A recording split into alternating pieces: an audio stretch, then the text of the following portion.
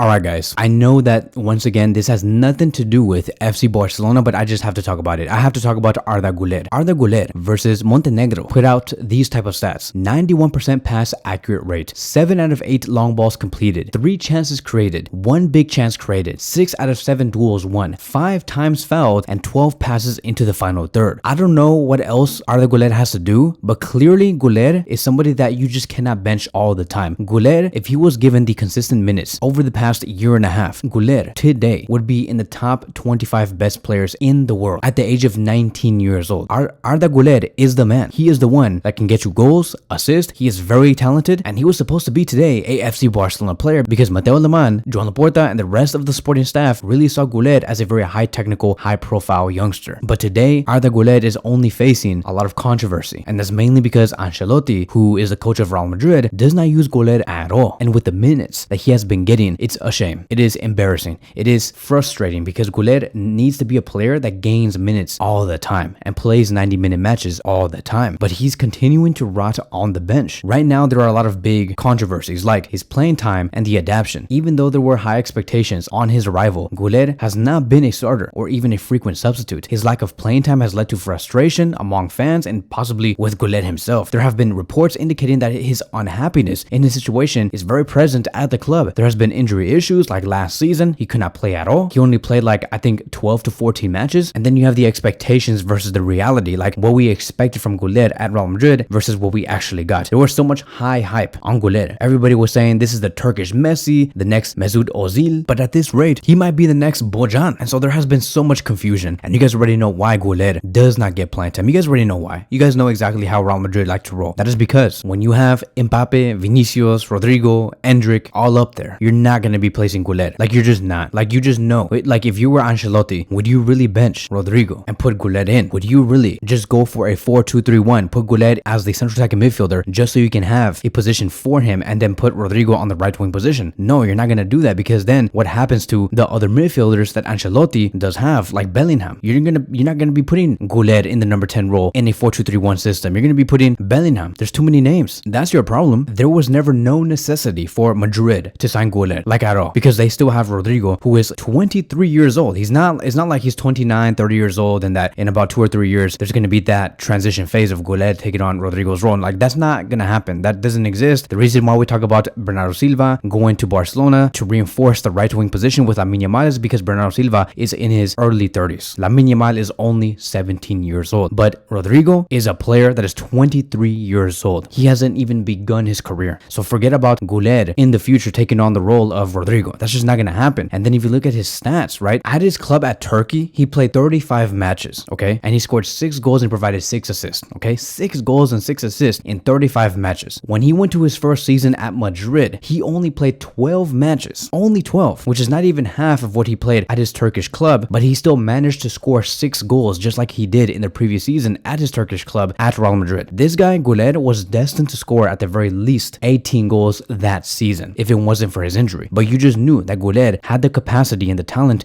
to really make it big at Madrid, but it only got worse for him. We moved on to the 2024-2025 season and they signed Endrick and Kylian Mbappe. For what? Like for what? What was the whole point of that? I keep in mind, we're not even talking about Mbappe going to Real Madrid and then realizing that Vinicius is taking his position. Like where does Mbappe even fit from a sporting perspective in this team? Like that's a whole other different conversation, but let's go back to Guler. There have been so many times where the coach has been blamed for Guler's development because he has been left out in games sometimes where fans and analysts felt like he could have made an impact, leading to so much criticism over the management, strategy, and young talents. There has also been like loan speculations about him maybe going outside of Real Madrid, going to a different club, finding more time to really develop his game. Very similar to how Barcelona dealt with Vitor Roque, right? They gave Vitor Roque respect. But with Guler, they're like, no. And that is because Real Madrid do not see Guler as somebody who can make an immediate impact and is somebody that is the solution to the immediate plans. And I'm like, bro, really? Like, I want to laugh. I want to laugh because how are you going to say that he's not an immediate solution when he's scoring goals and he's putting out performances like he did against Montenegro? And then many have suggested, no, you don't understand, Kevin. Real Madrid just want to protect him because he's making that move from the Turkish league to Spain,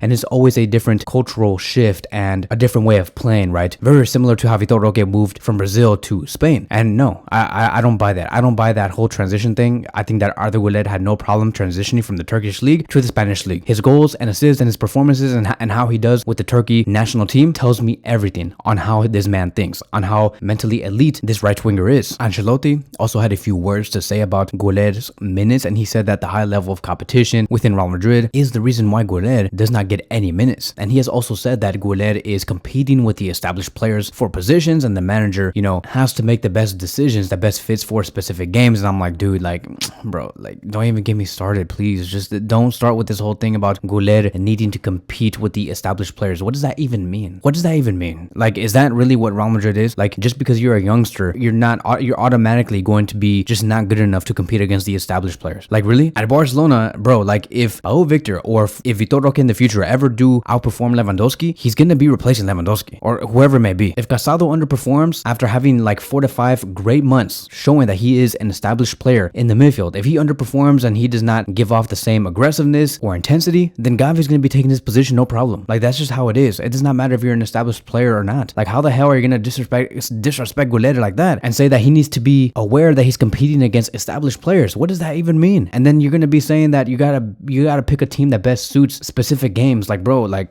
what balance is there between Vini and Mbappe on the left and having nobody on the right side? Where is the balance? And then he wants to mention that he needs to work on his defensive side, needing to be more defensively aware, as if Kylian Mbappe defends. Mbappe does not even defend. He doesn't even do anything. Vinicius does not even defend. Bro, like, go watch the games. Like, I cannot be the only Barcelona fan that watches Madrid play out here. It just doesn't make any sense. Like, go watch the games. Like, Vini and Mbappe don't defend. Güler, like, okay, if he doesn't defend, at least Ancelotti, say that to all players. Say that to Mbappe. Say that to Vinicius, the big names, right? Because apparently you guys are afraid of these big names. You're afraid, Ancelotti, to call out Mbappe and Vini because defensively they're not doing their job. You're afraid. And that's what leads to you being afraid to bench Mbappe or Vini, or to bench Rodrigo, or to bench Bellingham. There needs to be more balance. You cannot make decisions based off these big names. It is stupid. And that's why Madrid are underperforming at all levels. Like I said, there is no way I can see Arda Guler go over Rodrigo. There is no that transitional phase. Rodrigo's 23 years old. I don't want to hear it. I just know. It's the same thing with Mbappe and Vini. It's like, what the hell are these two even doing here? I don't understand how the hell these two can be together. But the difference is that Mbappe, he's being forced to move to the number 9 position because of the name. Ancelotti's not making any favors or forcing Güler to go in any other position because Güler does not have a name like Kylian Mbappe. Like, bro, Ancelotti can easily put Güler in the number 10 position, but he's not going to do that. He's not going to put out Bellingham. Once again, that is because of the name. To finally conclude this whole thing, right? Why am I even talking about Güler and Real Madrid in general? I honestly do care about Madrid's results. Let me explain. You guys might be saying, oh my God, what a fake Barcelona fan. I knew Kevin was fake. This guy sucks. This guy is so stupid and fake and plastic, and I never want to hear about this man again on YouTube. Let me explain. I care about Madrid's results because I kind of want them to do good. Like, I don't know if that's a little weird on my part, but I want Madrid to do good. I want to see a dominant Madrid team with Mbappe and Vini. You want to know why? Because every time there is a great Madrid side that play well, at the very least play like a 7 out of 10 or 8 out of 10, because right now they're like a 3 out of 10. But if they play decent and they play well and they have big names, you know what comes out on the other side? It is a dominant FC Barcelona. Historically, it has always happened. It's going to continue to happen. That's just how it is. A tough Madrid side breeds a dominant FC Barcelona. It has always happened. I want to see that. I want to see two great gladiators in this league to really compete against one another, because I love that feeling of knowing that Madrid are playing so well, signing the best players in the world, but we still beat them by a small margin. I love that feeling. You guys don't understand how I felt between 2008 and 2015. Madrid were signing so many supposedly Galacticos, signing Bale, and they had Marcelo, they had Khedira, they had Xabi Alonso in the double pivot position, they had Angel Di Maria on the right side, they had